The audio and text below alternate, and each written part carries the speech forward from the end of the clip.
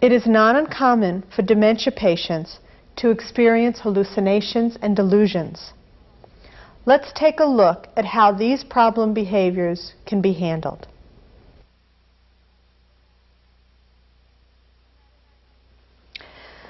Good night, Millie. Good night.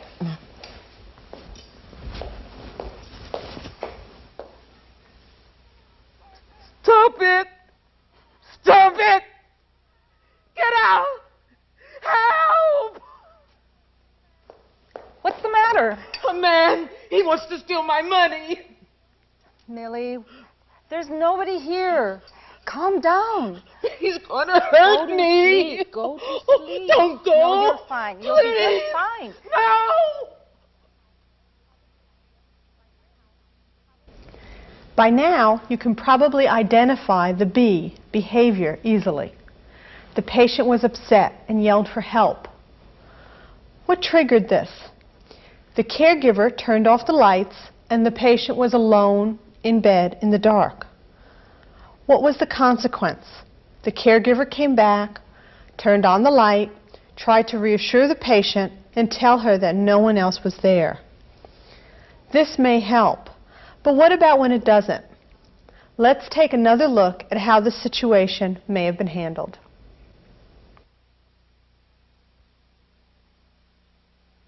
Good night, Millie. Good night.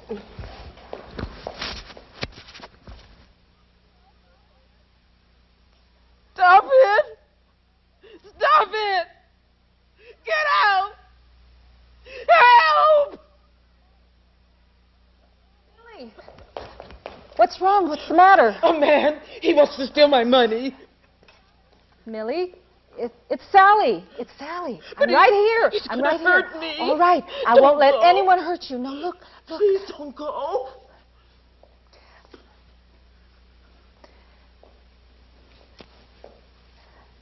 It's fine. It's fine, Millie. We'll leave the light on.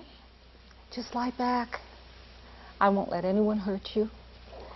It's just fine now. You see? Okay? We'll leave the lights on and we'll... What are the ABCs here? The B, behavior, was the patient yelling.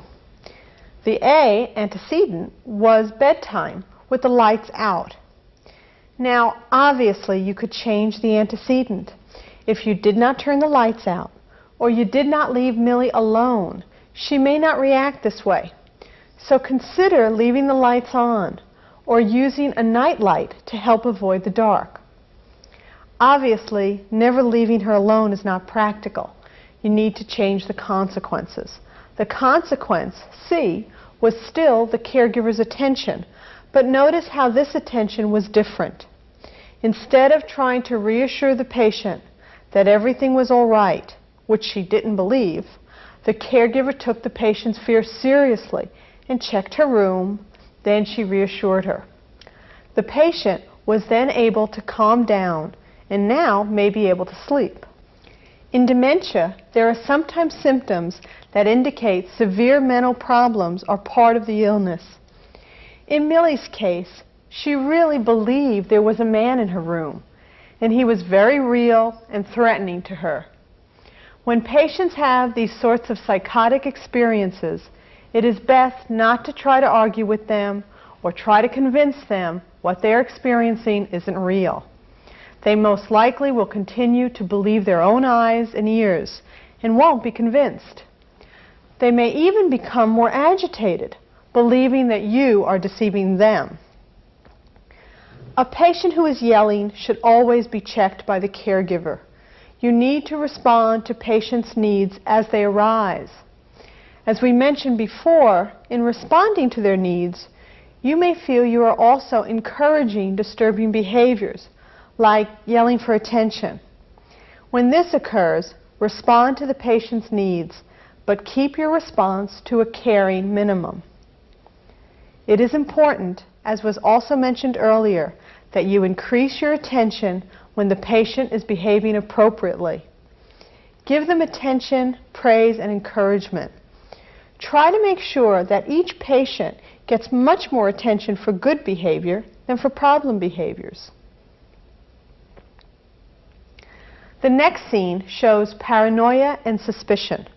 They are common behavioral symptoms in dementia patients. Why does that woman say she's my daughter? That's your daughter, Sarah. Don't you remember Sarah? That's not Sarah. Sarah's in college. Of course it's Sarah. That is She was not just- my daughter. She was just No, now, that's wait, not my wait, daughter.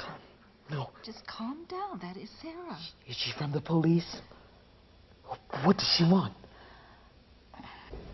What were the ABCs here? The B, behavior, was the patient's paranoia and suspicion. The A, antecedent, was the visit by the patient's daughter. The C, consequence, is the caregiver trying to convince her that the other woman was her daughter and trying to orient her. Frequently, a demented patient will misperceive or misinterpret their environment, and orienting the patient might work in that case. For example, a patient may hear the wind blowing and believe someone is crying, or see a shadow on the wall and think someone is in the room with them. But trying to convince a paranoid and suspicious patient that someone is not who they fear they are is often difficult, if not impossible. So let's look at another way to handle this. Why does that woman say she's my daughter? Well, that's your daughter, Sarah. That's not Sarah. Sarah's in college. That is not my daughter. She brought you these.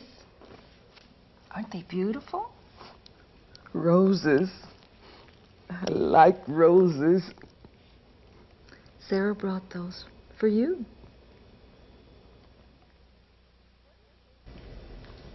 What are the ABCs here? As before, the B, behavior, was paranoia and suspiciousness. The A, antecedent, was the daughter's visit. But the C, consequence, is different here. Since the caregiver really couldn't change the antecedent, she changed the consequence, how she reacted. By distracting the patient, rather than orienting or reassuring her, the incident was resolved in a pleasant way. Many patients become agitated and have problems with hallucinations and delusions in the evening. This is called sundowning. Sundowning may be triggered by changes which occur in the environment when the day is turning into night.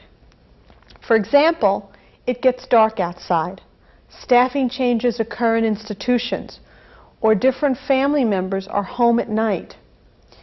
In the evening, there may be fewer cues to orient the patient to time and place, or fewer activities to participate in. There may be noise or activity which confuses the demented patient. Any or all of these things might contribute to sundowning. As we discussed in an earlier tape on anger, agitation, and catastrophic reactions, there are a number of possible antecedents, consequences, and solutions that you might want to know or be on the lookout for. For example, sensory deficits such as diminished hearing and low vision, which contribute to catastrophic reactions, also affect patients suffering from misperceptions, delusions, and hallucinations. The patient may not have enough light to see and understand her surroundings. She may be bored, and her mind imagines frightening things. Many patients become confused and disoriented when the lights go out and they are left alone. Providing better lighting and activity may help the patient be less likely to have delusions or hallucinate. Sensory overstimulation can cause the same sorts of problems as understimulation. Too much noise and activity cause problems. Adjust the patient's surroundings until you find the best balance between under and overstimulation.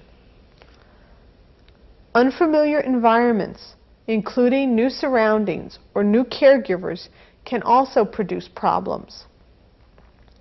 Some medications can cause confusion, disorientation, and other sensory problems and make the problems of a dementia patient worse.